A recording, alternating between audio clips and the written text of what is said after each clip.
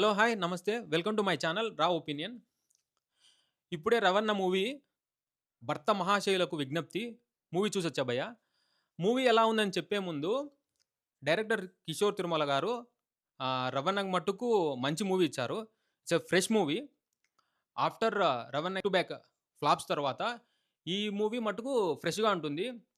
Like over the top ఎళ్ళకోకుండా simple story, సింపుల్‌గా చెప్పారు. లైక్ 'రవణ' గూడా యాక్ట్ చేశారు. అండ్ కమెడియన్స్ గూడా లైక్ 'సునీల్' గారు, 'సత్య' గారు అండ్ 'వెన్నెల కిషోర్' గారు బాగా సపోర్ట్ చేశారు. కామెడీ చాలా బాగుంది. ఫస్ట్ హాఫ్ మటుకు సూపర్‌గుంది.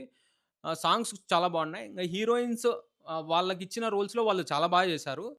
బేసిక్‌గా మనం ట్రైలర్‌లో ఏమైతే చూసామో మూవీలో అదే ఉంటుంది. రవితేజ గారు స్పెయిన్‌కెళ్తారు. అక్కడ ఒక ప్రాబ్లమ్ తెచ్చుకుంటారు.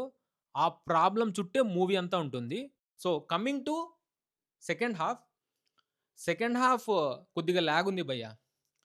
డైరెక్టర్ కిషోర్ తిరుమల గారు కమెడియన్స్‌తో ఇంగ కొద్దిగా కామెడీ పండించుంటే బాగుండేది. లైక్ తను కొద్దిగా రాసుకొనుంటే బాగుండేది. కానీ సెకండ్ హాఫ్ మటుకు లాగ్ అనిపిస్తుంది.